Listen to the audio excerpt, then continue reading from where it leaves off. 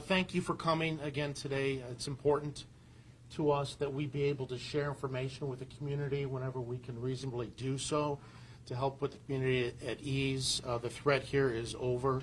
However, we are going to continue to be vigilant in our schools and in our neighborhoods to be present and to be alert for the situations that could create harm to our community.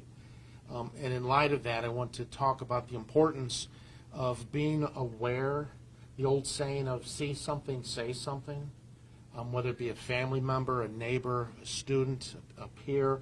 If you're aware of an individual who appears to be suffering from some kind of mental illness or distress, and they begin speaking about purchasing firearms or causing harm to others, we encourage you to reach out to somebody and to report that so that we can get help to that individual. It's important that all of us be engaged so that we can try to intercede as early as possible in a person's life to try and prevent a tragedy from occurring. But I would like to do is share some of the images of the weapon that was used by the suspect. I know yesterday one of the questions was how many weapons did the suspect use or have in his possession at the time of the incident. And we know now that he had in his possession one rifle, an AR-15 style rifle, a .223 caliber. I think we've got an image of that. Note that first time I saw it large, there is no forward handguard on that rifle, which is unusual. See the gas tube going back there. The suspect, in addition to the rifle, brought in a large quantity of ammunition. He had 7 magazines of ammunition on a chest rig that he wore. He also had an additional 8 magazines of ammunition in a field bag that he had carried. Now, this doesn't include the number of magazines that he left and dumped on the stairway in the corridors along the way. But it appears that he came into the building with more than 600 rounds of ammunition on his person. One of the other questions that came up yesterday was there a manifesto that was left. When the FBI had gone through the vehicle that had been parked there that he used to drive to the school, there was some paperwork in it. The detectives had gone through much of it last evening. There was a document that he had created, handwritten, and in there he spoke about his desire to engage in this incident, to conduct this school shooting.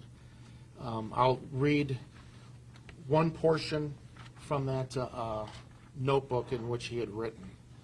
He wrote, quote, "I don't have any friends. I don't have any family. I've never had a girlfriend. I've never had a social life. I've been an isolated loner my entire life. This was the perfect storm for a mass shooter." With more than 100 people who gathered to honor the victims of yesterday's tragedy. They shared a wide range of emotions: frustration, anger, grief, and others felt impassioned to do more for their community. But even for those who didn't feel the need to stand up and speak, I know that tragic incidents like this can traumatize our youth, our children, our teachers, and the larger community.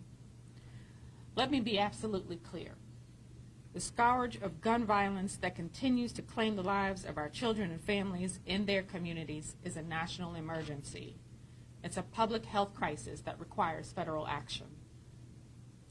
But at the local level, we want our community members to know that they are not alone.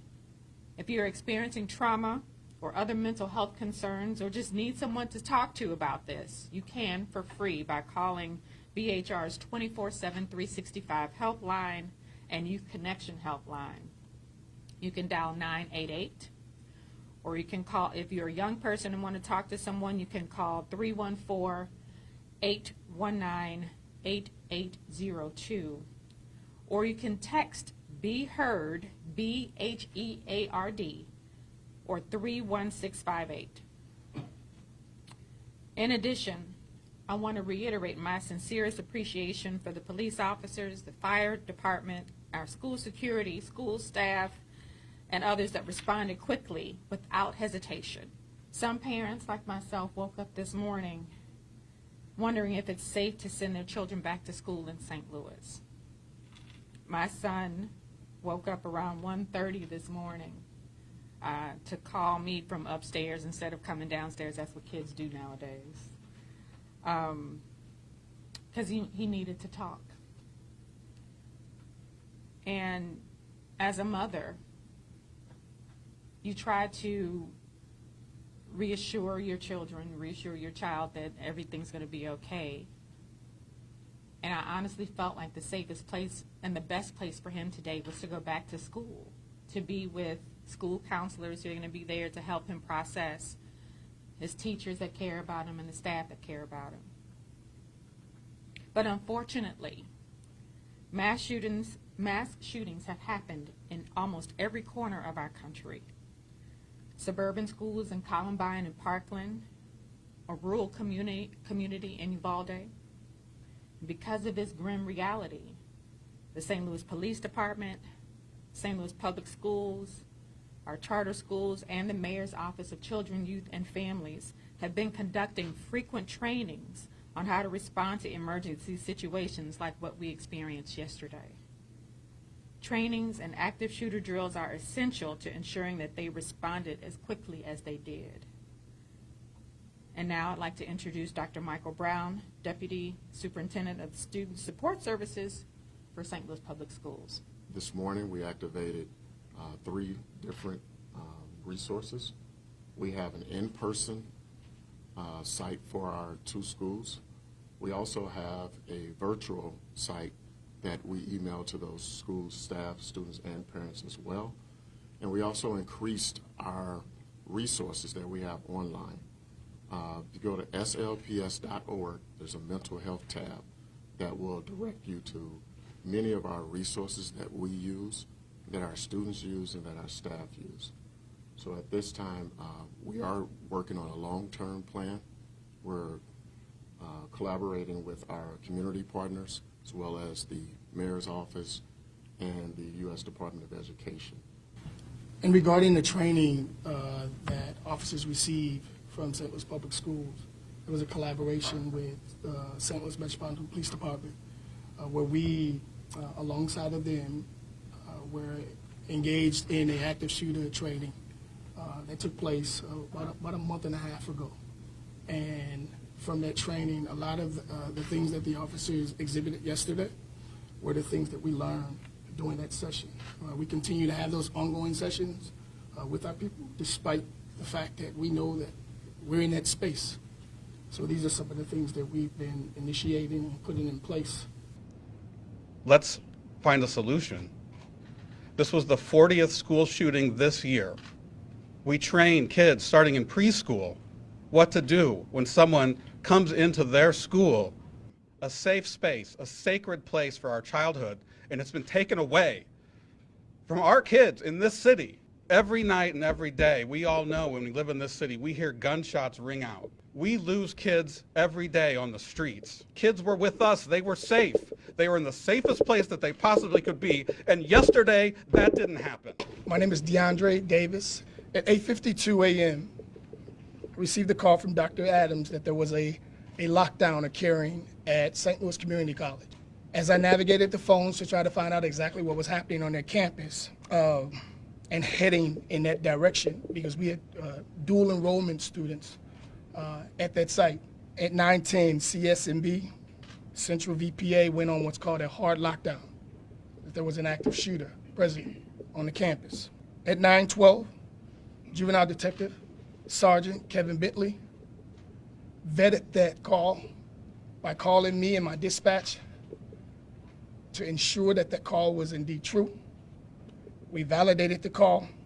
St. Louis Metropolitan Police Department and St. Louis Public Schools safety and security officers were dispatched. 3 minutes later, at 9:15, both SLPS, St. Louis Metropolitan Police Department were on scene.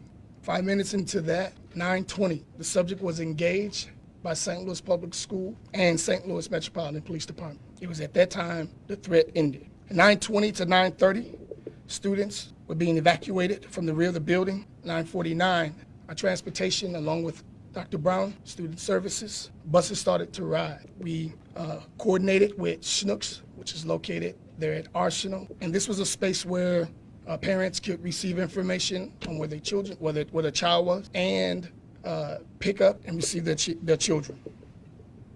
At 10 a.m., students and parents start responding. They were vetted. Their personal information was gathered.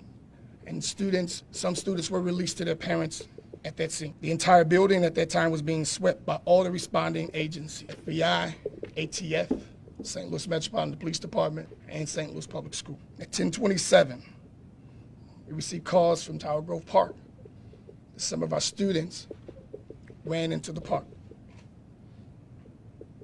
It was at that time we summoned buses to go to those spaces and retrieve those children.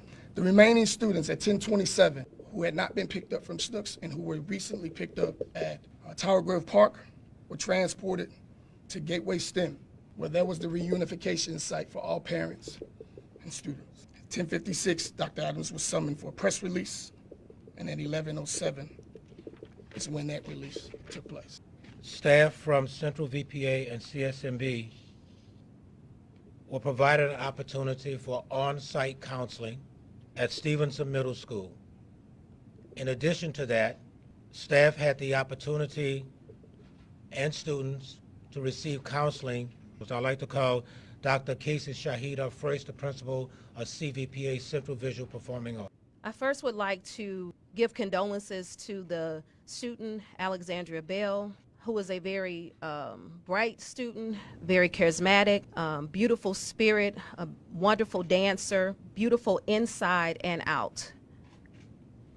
And to the family of Miss Bell, very supportive family, thank you for trusting us with your scholar. And we did our very, very best to protect not just Alexandria, but for all of our students. This was not an easy task on yesterday. Not only did we lose Alexandria, but we also lost Miss Jean Kuczka, a veteran teacher. She was a PE teacher and a health teacher, and she traveled over 40 miles per day to and from work to show love, to lead, to coach the students that was in her care. And on yesterday, although it was her last day with us, we also know that on yesterday, it was also a beginning for all of us, because our home at CVPA will no longer be the same. And we were able to see our St. Louis Metropolitan Police Department, but most importantly, the St. Louis Public Schools safety and security work alongside with the school leaders. And it's the part that the cameras did not see, that the news cannot report because you weren't there. But we saw total community happen on yesterday. Part of the bond issue that we passed was dedicated to upgrading security systems in the school, which is a constant need to make sure that it's up to date as possible. There is a balance with our safety officers. Two sides to this. We receive criticism for having as many safety officers as we do. We have received criticism for having any armed safety officers. We receive criticism, obviously, just today from people who don't have their facts straight, that we don't have enough armed safety officers. It's a constant balance.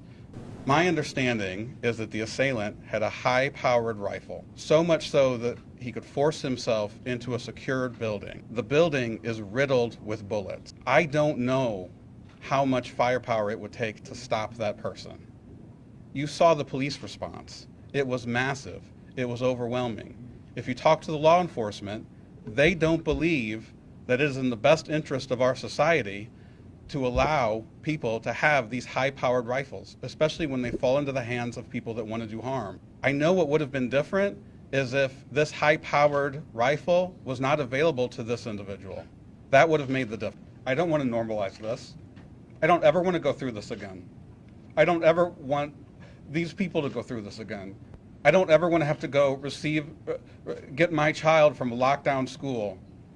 I don't ever have to explain this to my daughters. We can't normalize this. I don't think law enforcement wants to. I know law enforcement doesn't want to normalize this.